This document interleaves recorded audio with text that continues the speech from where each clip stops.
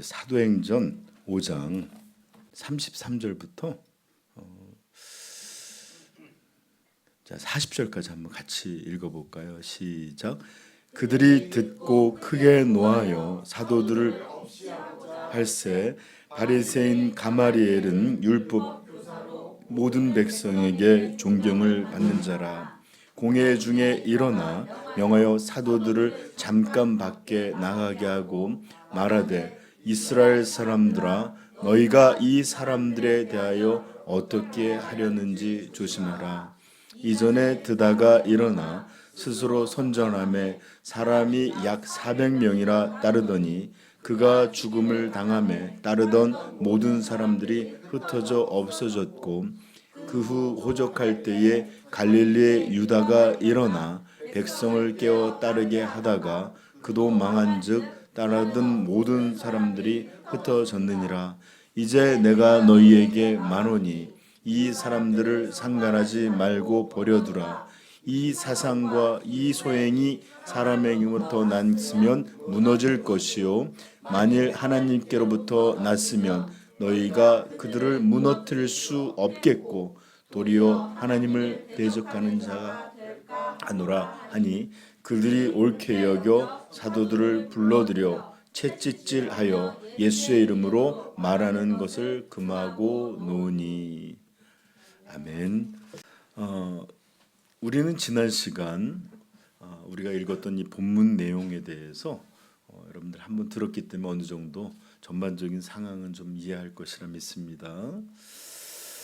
여러분 지난주에도 제가 분명히 여러분들에게 증거했듯이 구원의 진리, 이 위대한 하나님의 복음적 진리에는 결코 중간지대나 중용이나 이런 것이 없다는 것을 다시 한번 분명히 깨닫게 되기를 축복합니다. 복음을 들은 사람들은 반드시 그것을 믿어 그리스도인이 되든지 또는 그렇지 않은 사람만 있을 뿐입니다.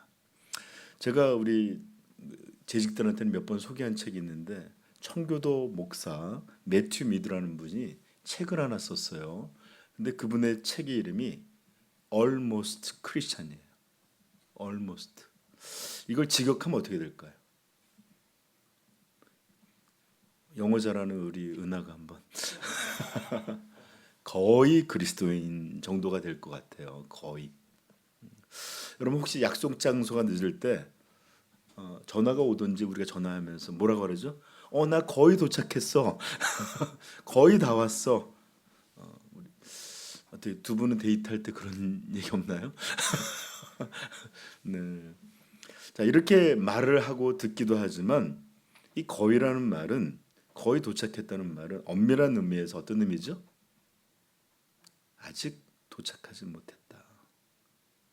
이런 의미예요. 그렇죠? 그렇습니다. 거의 그리스도인이라는 말은 그리스도인과 거의 비슷하고 거의 그리스도인 같지만 여전히 아직은 그리스도인이 아닌 사람들. 그래서 우리말 책에는 이것을 이렇게 번역해놨어요. 유사 그리스도인.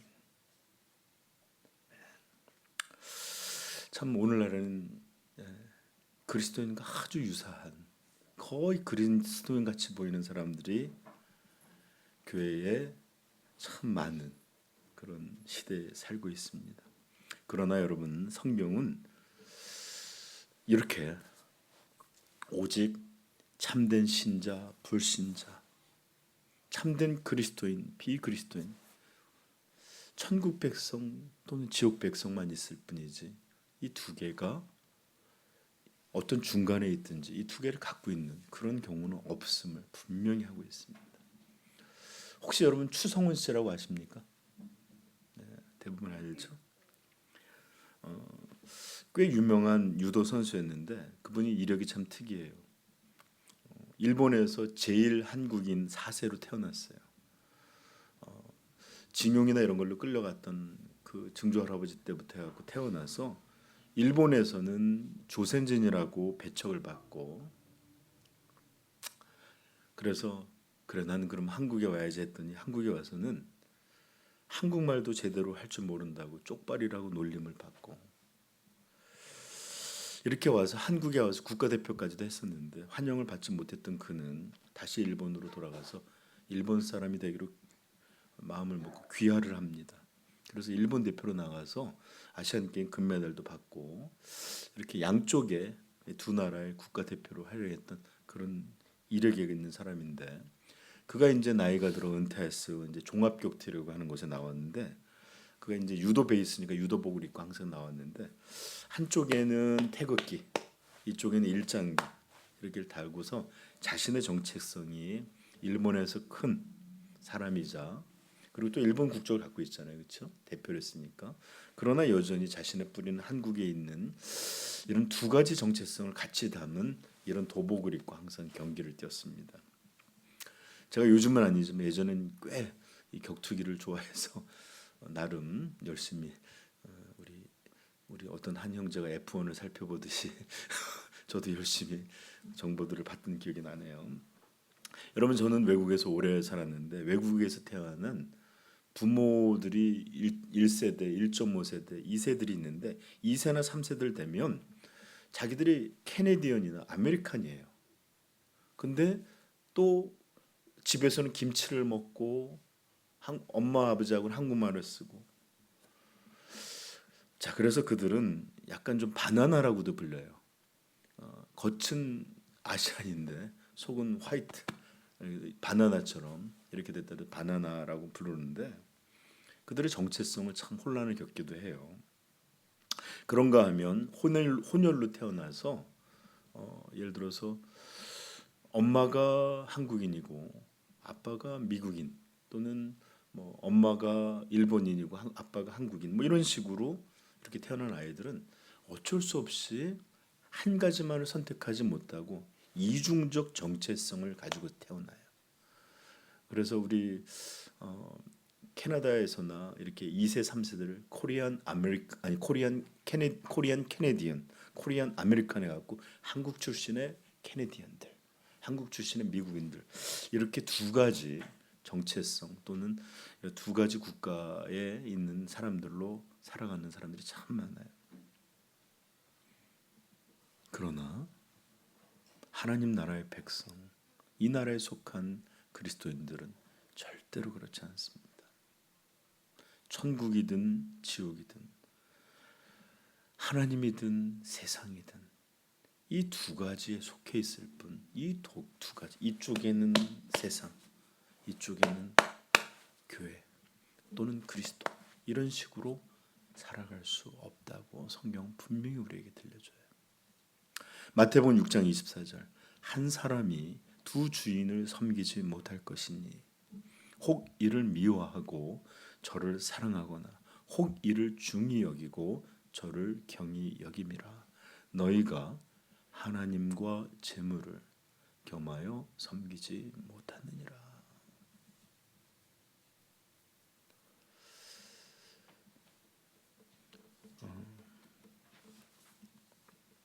그러나 오늘 많은 그리스도인들은 그러고 싶어요.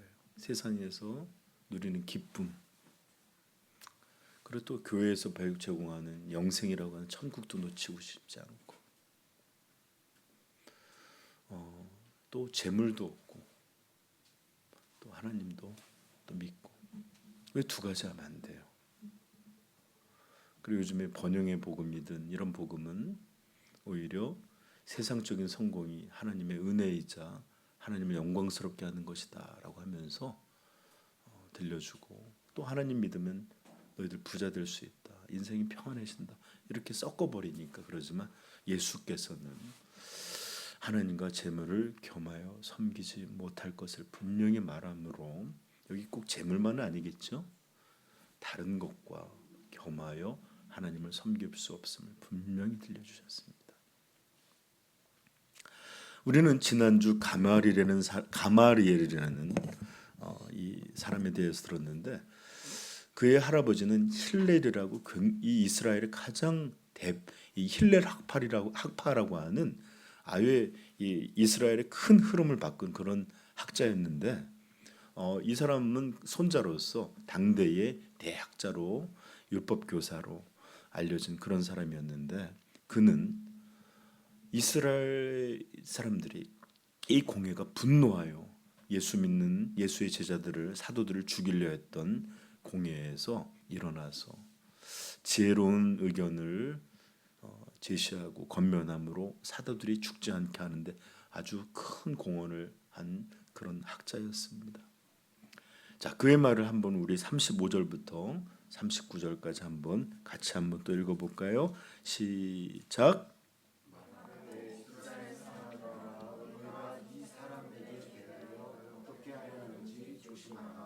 이전에 드다가 일어나 스스로 선전하며 사람이 약 400명이나 따르더니 그가 죽임을 당하며 따르던 모든 사람들이 흩어져 없어졌고 그 호적할 때에 갈릴리의 유다가 일어나 백성을 깨워 따르게 하다가 그도 망한즉 따르던 모든 사람들이 흩어졌느니라. 이제 내가 너희에게 말하노니 이 사람들을 상관하지 말고 버려두라.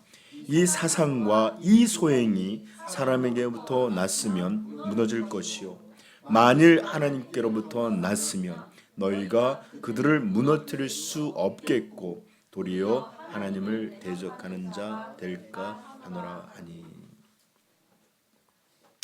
이렇게 지혜롭고 꽤나 공정한 말을 함으로 인해서 이것을 옳게 여겼던 공회가 이 사도들을 죽이려는 그런 시도를 멈추고 그냥 채찍질하는 것으로 풀어주죠. 자, 그러나 이런 그의 공헌에도 불구하고 우리는 성경의 내용과 역사적인 기록을 통해 그는 여전히 예수 그리스도를, 그분의 복음을 믿지 않는 사람이었다라는 것입니다.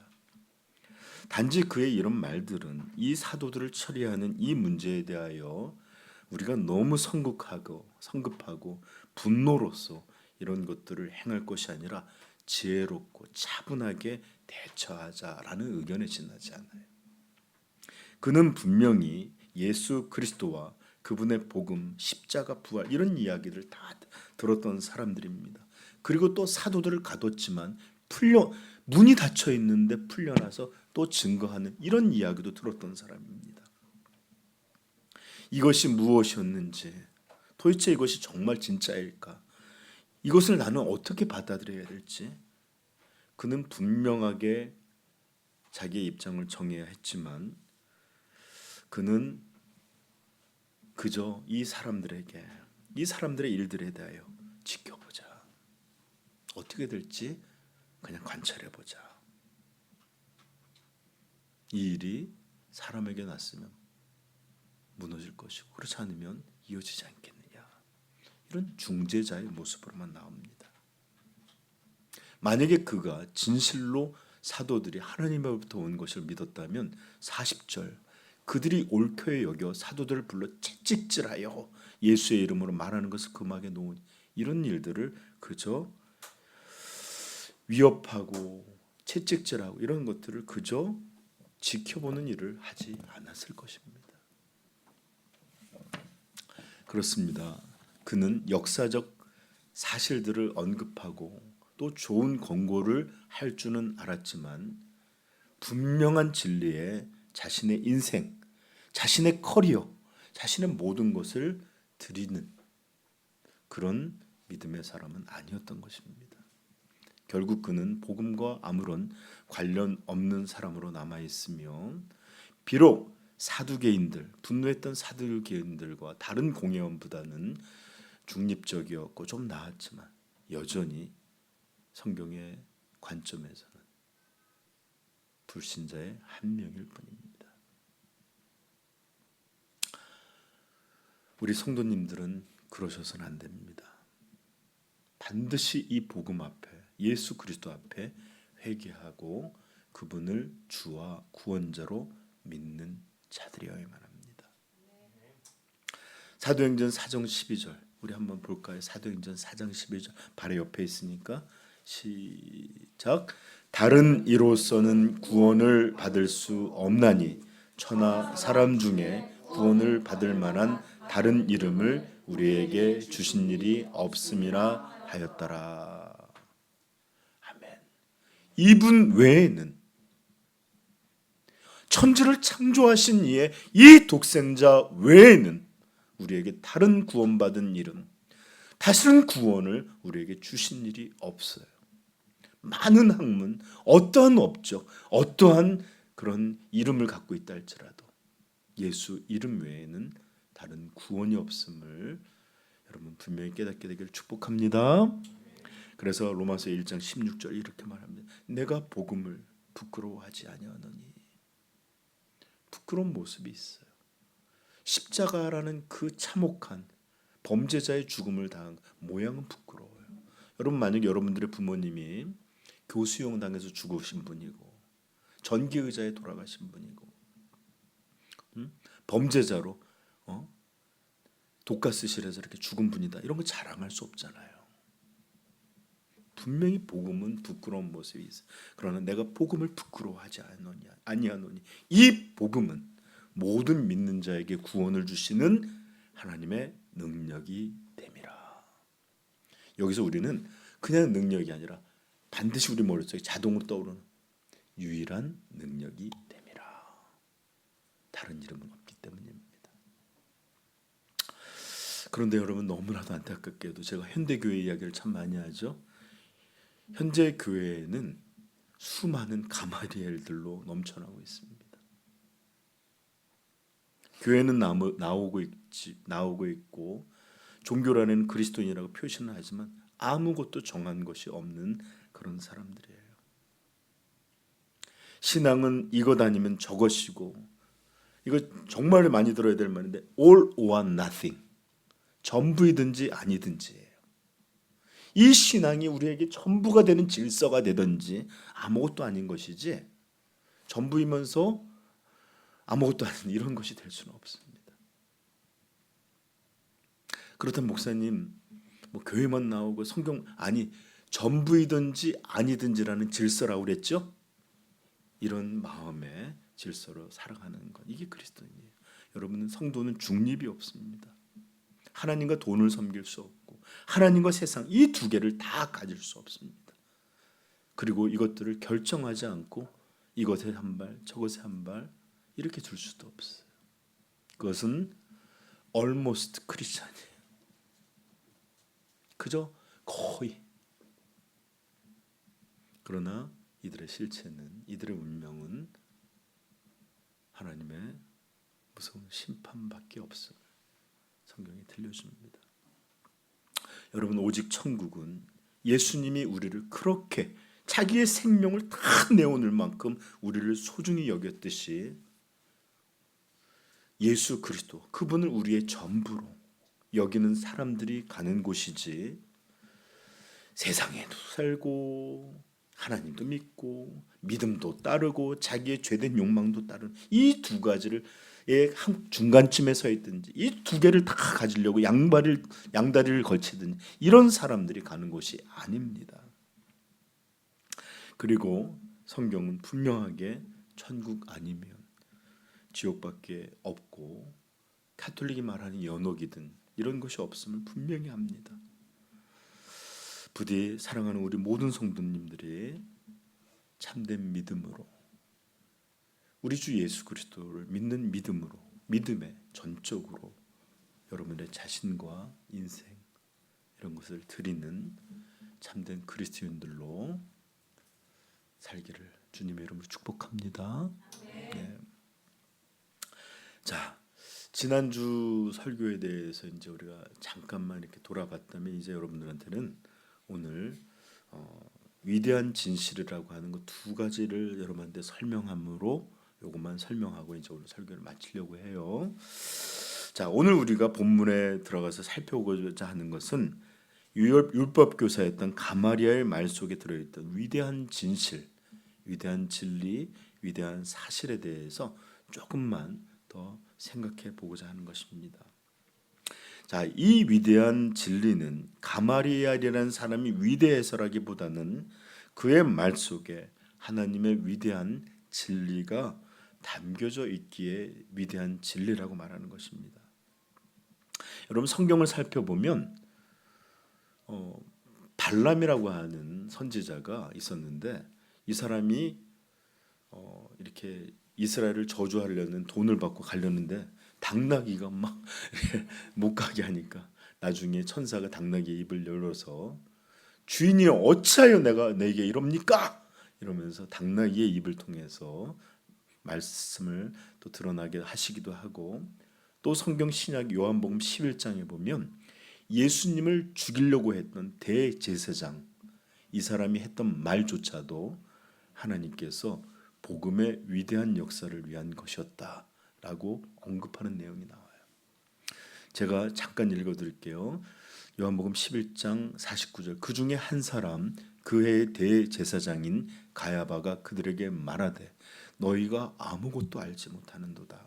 한 사람이 백성을 위하여 죽어서 온 민족이 망하지 않게 되는 것이 너희에게 유익한 줄을 생각하지 아니하는도다 하였으니, 이 말은 스스로 함이 아니요 그 해의 대제사장이므로 예수께서 그 민족을 위하시고 또 민족만 위할 뿐 아니라 흩어진 하나님의 자녀를 모아 하나가 되게 하기 위하여 죽으실 것을 미리 말함이라라. 이 날부터는 그들이 예수를 죽이려고 모의하니라. 즉 대제사장이 예수님을 죽이려 하는 이것조차도 그가 아니라 하나님께서 어떤 구속의 이런 것들을 이루시는 하나의 방편으로 지금 설명하고 있는 거예요. 그러므로 이 가마리아의 말을 통해서 우리 하나님께서는 사도들을 지켜주시는 일들로 사용하셨다라는 것을 우리가 염두에 둘 수 있겠죠. 자, 이와 같이 공회의 사나운 분위기를 멈추게 하려는 이 말 속에서도 하나님은 그분의 영광스러운 진리를 드러내셨을 뿐만 아니라 이렇게 이 무서운 공에 한 사람을 들어서서 사도들을 보호하시는 그런 진리가 되게 하신 하나님이신 줄 믿습니다. 예. 자, 그래서 38절, 39절. 이제 내가 읽어볼까요? 시작. 이제 내가 너희에게 말하노니 이 사람들을 상관하지 말고 버려두라. 이 사상과 소행이 사람으로부터 났으면 무너질 것이요 만일 하나님께로부터 났으면 너희가 가는 자가 될까 하노라 하니. 아멘. 그래요. 하나님이 계시하신 놀라운 진실이 바로 이 말 속에 담겨져 있습니다. 첫 번째 이겁니다. 이 사상, 이 소행, 예수 그리스도의 제자들, 이 사도들이라 부르는 사람들이 하는 이 사상, 이 복음의 내용, 그리고 이들이 하는 모든 것, 이것이 만약에 사람으로부터 난 것이라면 무너질 것이다. 결코 서지 못할 것이다. 여러분, 이것은 참으로 진실한 말입니다. 여러분, 사람에게서 나온 모든 것은 영원하지 못하고 견고하지 못하고 절대로 시간의 이 흐름 속에서 살아남을 수 없습니다.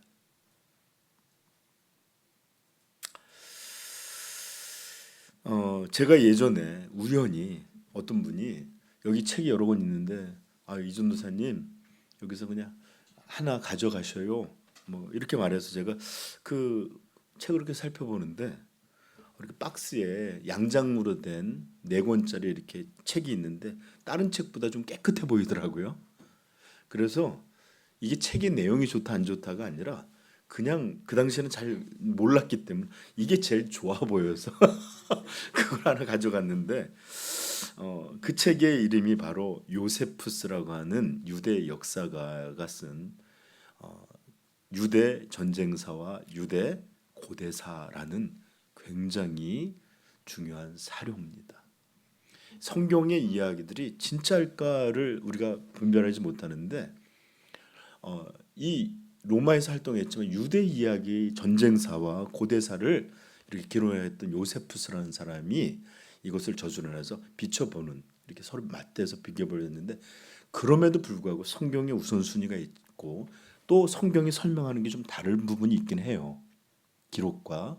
그러나 굉장히 중요한 사료로 남아있는데 제가 그걸 득템한 거예요. 그리고 우리 집 서재에 있는데 잘 안 읽게 됩니다, 사실.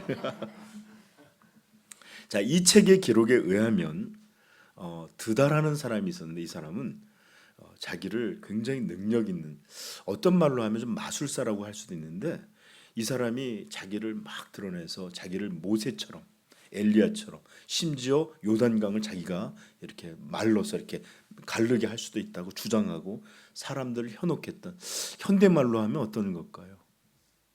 사이비나 이단 교주 같은 일을 한 사람인데 사람들이 그를 꽤 많이 따랐던 것 같아요. 그렇죠? 여기 보면 몇 명이 따랐다 그랬죠? 네?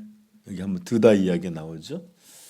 네, 400명이라고 하는 많은 사람들이 그를 따랐는데 이 요세푸스에 보면, 그 기록에 보면 이 사람이 유대 총독인 파두스가 보낸 기병들에 의해서 목베임을 당하고 죽었답니다.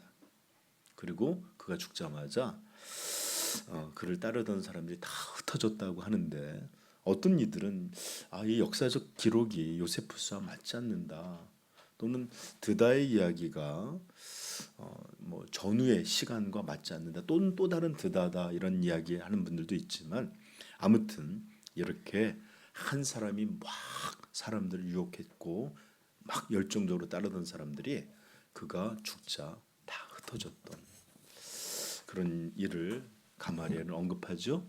저는 그거 기억이 나요. 전에도 얘기했지만 1992년 제가 제대할 때였는데, 그때 다미 선교회라고 엄청났어요. 다가올 미래를 준비하라. 다미 선교회.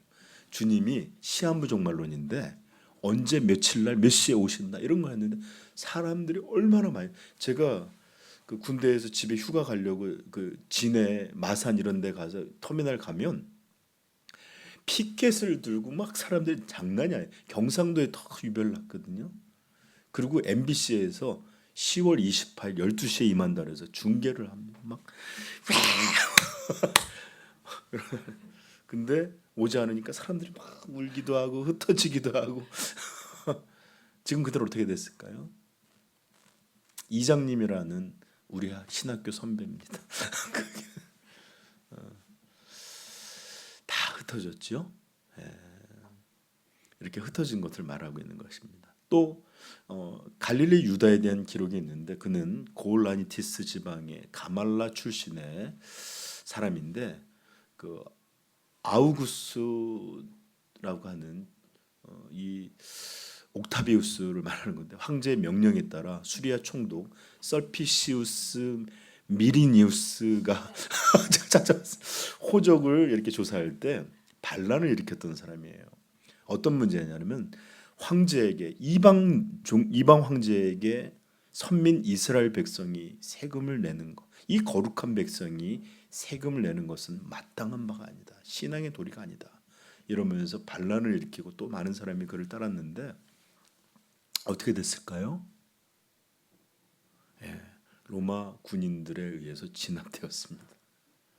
죽게 되었고 그를 따르던 사람들도 다 흩어졌어요. 이제 어떤 이들은 열심당들이 바로 이런 사람들이었을 것이다라고 생각을 해요.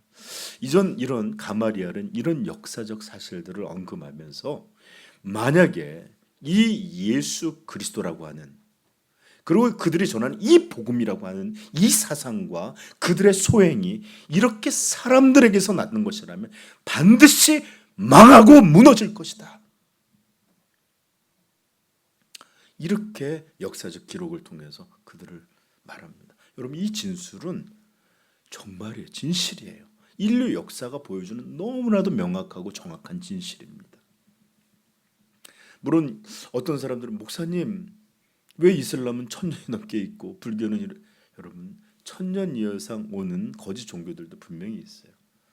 물론 여기서 말할 때 반드시 무너질 거라고는 단기간의 예를 들었지만 반드시 우리가 살고 있는 요 기간 동안만은 아닐 거예요.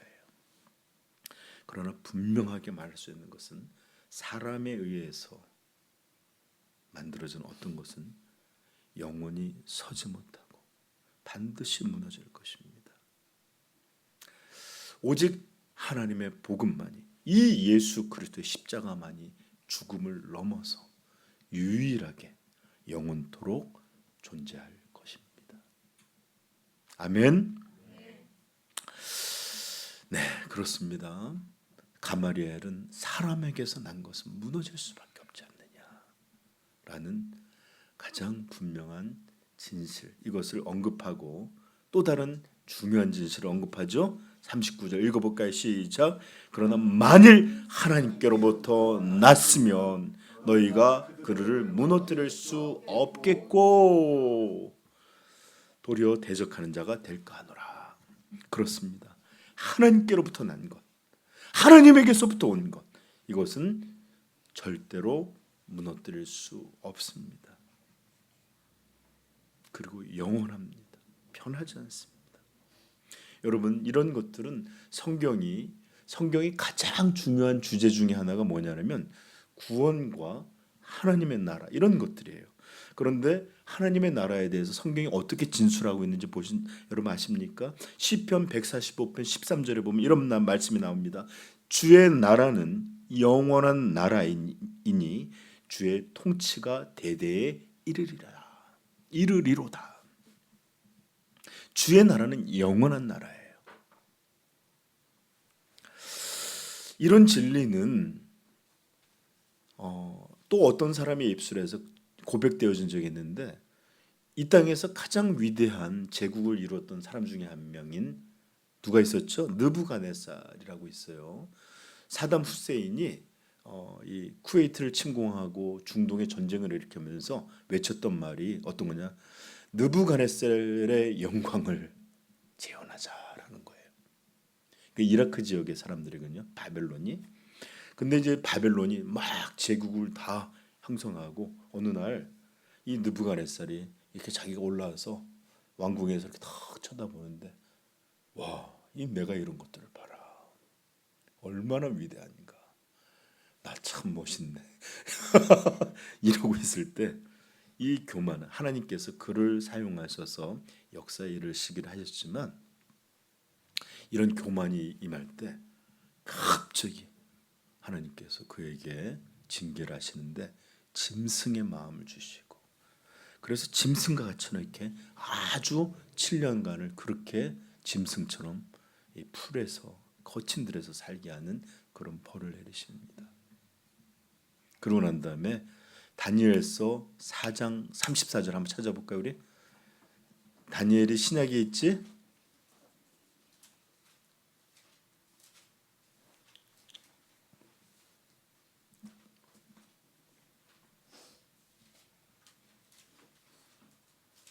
다니엘서 4장 34절. 자, 우리 여름 성경학교 때 주제로 찾아봤던 건데 단이라고 써 있습니다. 단. 같이 보실. 같이. 자, 시작. 그 기한이 참에 나 느부갓네살이 하늘을 우러러 보았더니 내 총명이 다시 내게로 돌아온지라.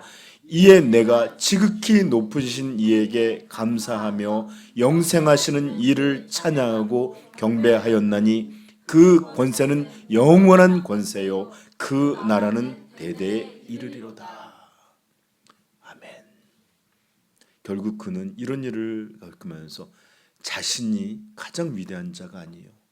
자신이 절대자가 아니에요. 오직 세상 만국과 모든 것을 다스리는 하나님을 인정하며 그의 권세는 영원한 권세며 그 나라는 대대 영원히 이르는 나라다라고 입술로 고백합니다. 그리고 다니엘서의 다른 구절들에도 보면 거듭거듭 그런 말씀이 많이 나오는데, 다니엘서 7장 한번 볼까요? 18절 시작. 지극히 높으신 이의 성도들이 나라를 얻으리니 그 누림이 영원하고 영원하고 영원하리라. 아멘. 얼마나 영원한 것이면 영원하고 영원하고 영원하리라. 27절도 한번 읽어볼까요? 시작. 나라와 권세와 온 천하 나라들의 위세가 지극히 높으신 위에 거룩한 백성에게 붙임 바 되리니 그의 나라는 영원한 나라이라. 모든 권세에 있는 자들이 다 그를 섬기며 복종하리라. 아멘. 그렇습니다. 가마리엘의 언급처럼 하나님에게로서 났으면 어떤 것도 무너뜨릴 수 없고 방해할 수 없고 영원할 것이다. 우리는 하나님의 나라에 대한 그분의 존재만이 아니라 나라에 대한 기록만으로도 얼마나 영원하다라는 것을 성경이 강조하고 있는 것을 봅니다. 여러분, 잠깐 제가 좀 제 신상에 관한 얘기를 좀 할게요. 제가 얼마 전에 이제 겨울이 왔군, 이제 오니까 피부를 위해서 제가 좀 화장품 같은 걸 잘 안 쓰는데 우리 고 목사님이 또 등장, 저한테 어떤 준 그 화장품이 있어. 이거 써봐야 되겠다 뜯었어요. 그러고서 이제 발라서 탁 하는데 갑자기 이 오랜 기름을 오래 이렇게 내면 산패되어서 쩐내가 나는 거 있잖아요. 팍 바르는데 쩐내가 나는 거예요. 너무 아까운 말. 그걸 보니까 유통기한이 벌써 몇 년이 지난 거예요. 근데 오늘도 바르고 왔습니다. 냄새 나는 거 제 몸 냄새가 아니라 기름 냄새니까 아깝잖아요. 그래서 쓰려고요. 자, 여러분, 그 화장품만 아니라 세상의 모든 거에는 유통기한이 있습니다. 우리는 너무 한 사람을 사랑할 때, 우리 혹시 푸른 자매 우리 남친이 난 당신만 영원히 사랑할 거야 뭐 이런 얘기 한 적 있나요? 네, 우리 다 부부들 다 그렇게 만났어요. 자, 너무나 사랑할 때 우리는 영원히 사랑하겠다고 고백합니다. 그리고 지구상에 가장 변하지 않는, 화학적으로 변하지 않는 것이 금인데 비싸서가 아니라 변하지 않는 금속이에요. 변하지 않는 거지. 그래서 금반지를 하면서 우리 사랑 변하지 마 이렇게 하는 것이고, 또 세상에서 가장 단단한 다이아로 하면서 깨지지 않는 단단한 사랑, 이런 것들로 서로 선물하고 고백하지만 잘 알죠, 우리 유혹이간이 있더라고요. 네, 그래서 그렇게 친절하던 사람들이 뭐 이렇게 바뀌어가고, 네, 아무튼 사랑도 여러분 젊은이들한테 죄송하지만 영원하지 않습니다. 그리고 아는 것은, 또 우리가 아는 것은 이런 것들이 영원하지 않을 뿐만 아니라 오히려 수명이 너무 짧고, 금은 변하지 않지 우리 마음은 그렇게 쉽게 변하는 것, 이것이 바로 사람에게서 난 모든 것이라는 것입니다. 그렇습니다. 세상에는 변하지 않는 것이 없고 그 기한이 끝이 없는 영원한 것은 없습니다. 제가 얼마 전에 뉴스를 봤는데, 이렇게 인터넷 뉴스인데 정윤희 씨에 대한 얘기가 나왔는데 깜짝 놀랐어요. 저희가 클 때 정윤희 씨는 세상에 그렇게 이쁜 사람이 있을 수 있는가? 요즘처럼 뭐 성형이 흥행도 아니고 너무 이쁜 사람이에요. 심지어 아시아에서 알려져 성룡도 그 사람을 짝사랑할 정도였대요. 근데 나이가 들어서 보니까 정말 누군지를 모르겠어요. 제가 어제 중등부 가르치면서 야, 목사님도 젊었을 때는 아이돌 같았어 거짓말을 한 적이 있는데 여러분, 저도 젊었을 때는 제가 늙는다는 거 전혀 생각하지 못하고 살아왔습니다. 그런데 거울을 보든지 또 이렇게 사진 누가 찍어놓은 걸 본다든지, 그리고 유튜브를 보면 저는 제 설교 안 듣고 야, 진짜 많이 늙었네 너무 늙은 제 모습이 보입니다. 예, 어릴 때는, 그리고 젊을 때는 이 삶이 계속 이어질 것 같지만 언젠가 우리의 호흡은 그 정해진 수명에 따라 멈추게 될 것이고 죽음을 통해서 이 세상을 떠나게 될 것입니다. 여러분, 혹시 화무 11홍 권불 10년이라는 말 들어본 적 있죠? 붉은 꽃은 10일을 넘을 수 없고 권력은 10년이라고 하는 것을 계속 이어갈 수 없다 하는 것처럼, 보통 이렇게 아주 권세 있는 사람이 횡포하고 그럴 때 이런 말을 씁니다. 뭐 이런 말 하면 그렇지만 트럼프가 막 전 세계로 휘젓고 있지만 그 10년 못 갑니다. 여러분, 모든 것은 바뀌고 수명과 시한이 있습니다. 사람에게서 나온 세상의 것들은 반드시 무너지고 사라지고 변할 것입니다.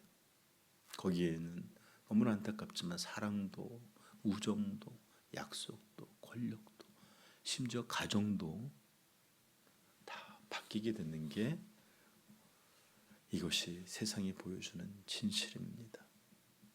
그래서 우리가 요즘 우리 수요 성경 공부 때 구원에 대해서 배우는데 이 구원이 철저히 하나님에게부터 나온 것이다 라는 걸 배우고 있어요. 이게 우리 것이라면 이것은 유지할 수도 없고 무너지고 망가져요. 그러므로 구원은 반드시 하나님의 것이어야만 됩니다. 아멘. 이게 오늘 가마리의 예배를 통해서 사람에게서 난 것이라면 어떻게 된다? 무너질 것이요. 그러나 또 그는 말하죠. 하나님에게서 난 것이라면 무너뜨릴 수 없겠고. 그렇습니다. 변하지 않습니다. 끝이 없습니다. 이 하나님에게서 나온 것만이 영원합니다. 이사야서 40장 6절 말하는 자의 소리여 이르되 외치라. 대답하되 내가 무엇이라 외치리이까 하니 이르되 모든 육체는 풀이요 그의 모든 아름다움은 들의 꽃과 같으니 풀은 마르고 꽃은 시듬은 여호와의 기운이 그 위에 불미라. 이 백성은 실로 풀이로다. 풀은 마르고 꽃은 시드나 우리 하나님의 말씀은 영원히 서리라 하라. 이 가마리의 말과 똑같죠? 사람의 것은 풀이나 꽃이 나지 않는다. 그러나 오직 하나님의 말씀만이 영원하다.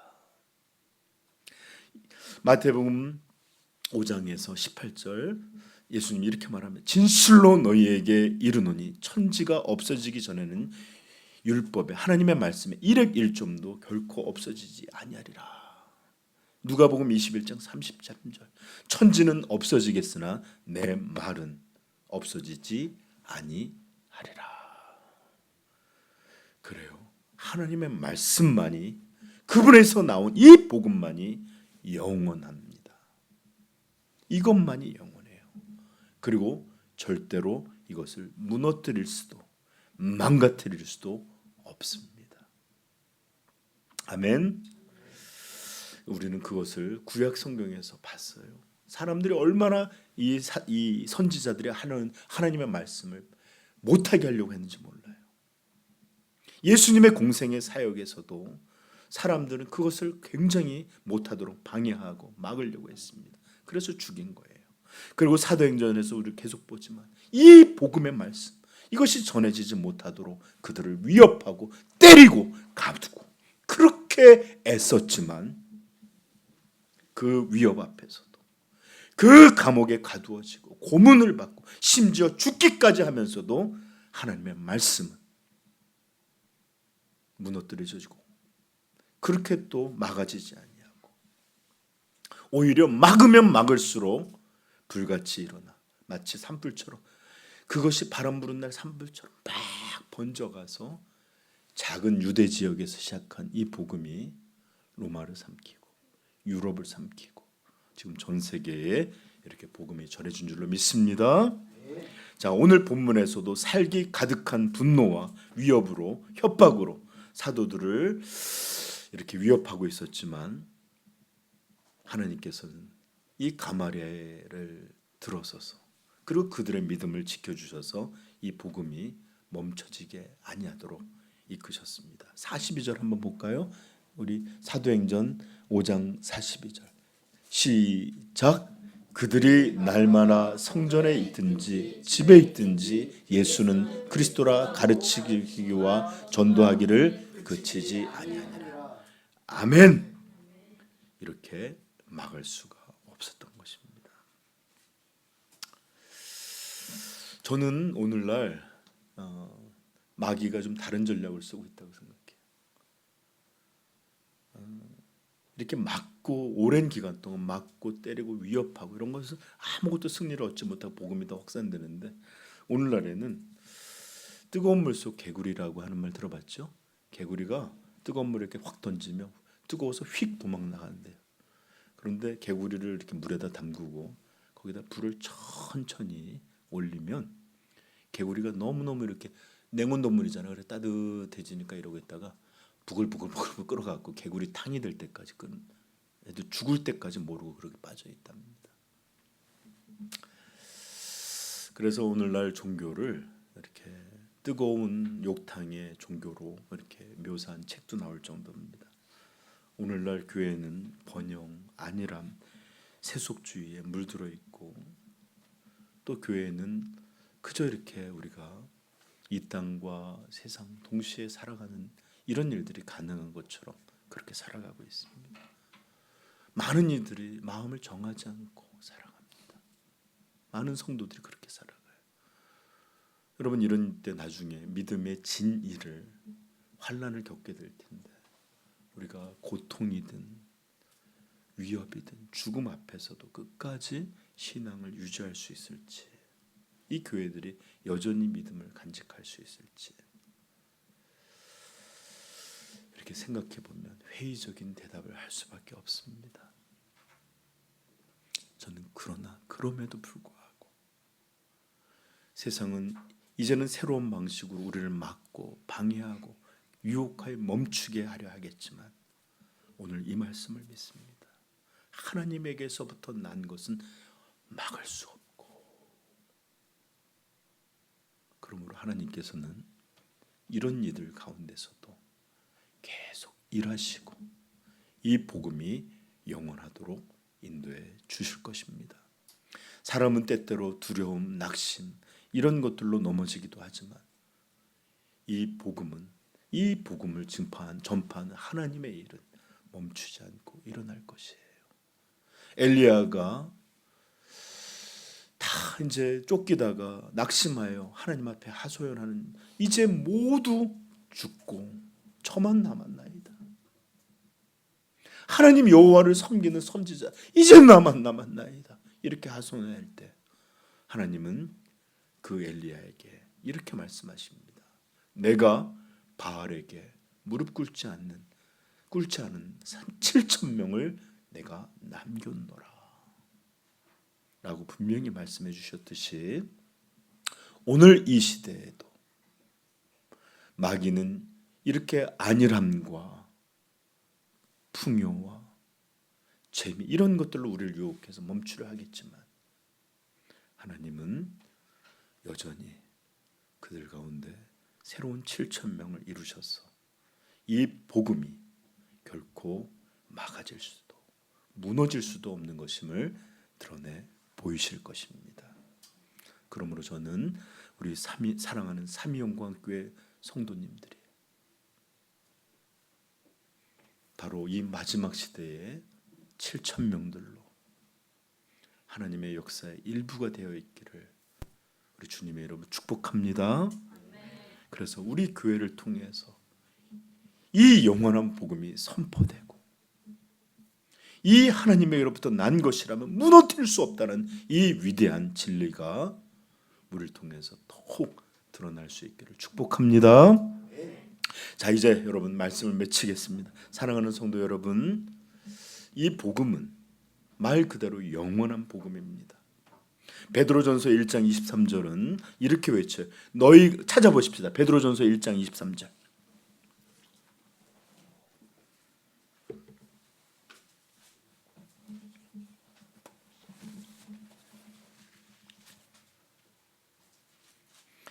참 나이가 들면 깡이 없어져요. 저 옛날에 1시간 반, 2시간 설교했는데 이제는 한 40분만 넘어가면 막 불안해져. 자, 우리 베드로전서 1장 23절, 24절, 25절 읽읍시다. 너희가 거듭난 것은 썩어질 씨로 된 것이 아니요 썩지 아니할 씨로 된 것이니 살아있고 항상 있는 하나님의 말씀으로 되었느니라. 그러므로 모든 육체는 풀과 같고 그 모든 영광은 풀의 꽃과 같으니 풀은 마르고 꽃은 떨어지되 우리 주의 말씀은 세세토록 있도다 하였으니 너희에게 전한 복음이 곧 이 말씀이니라. 아멘. 그렇습니다. 사람의 인생은 하루살이와 같이 짧고 또 우리는 쉽게 변하고 이 땅에서 곧 사라질 것입니다. 그러나 이런 우리라도 이 영원한 복음, 이것을 믿고 이것 안에 있게 될 때 우리 주님은 우리가 영원한 생명을 누리게 될 것이고 얻게 될 것이라고 분명히 우리에게 들려주셨습니다. 그리고 이 복음은 세상에 있는 어떤 것으로도 무너뜨리거나 막거나 변하게 할 수 없고 이것은 영원토록 하늘나라에서까지라도 우리가 찬송하는 것으로 계속 남아 있게 될 것입니다. 왜요? 사람이 만든 것이 아니고 사람이 꾸민 종교가 아니고 이것이 바로 전능하시고 영원한 하나님께로부터 나온 복음이기 때문에 그렇습니다. 아멘. 부디 이 복음 안에서 우리 성도님들이 영생을 얻고 이 영원한 나라의 복락을 누리게 되기를 축복해요. 그럴 뿐만 아니라 영원하고 영원한 이 복음을 끝까지 전파함으로 하나님 나라의 귀한 사역을 감당하는 이런 일들도 또 함께 하실 수 있기를 주님의 이름으로 축복합니다. 기도하겠습니다.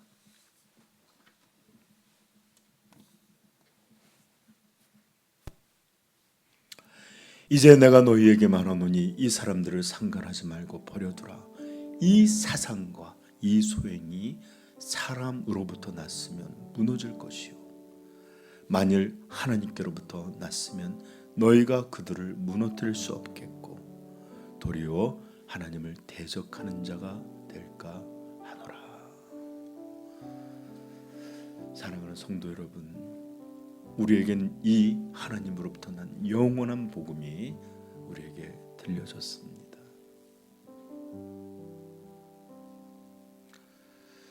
그러나 아직도 우리가 관찰자요, 방관자요, 중립자로 설 수 있다고 믿는다면 이 시간에 여러분들 생각을 바꾸시고 이 영원한 복음을 믿음으로 영원한 생명을 누리고 영원한 나라에 속해지기를 주님의 이름으로 축복합니다.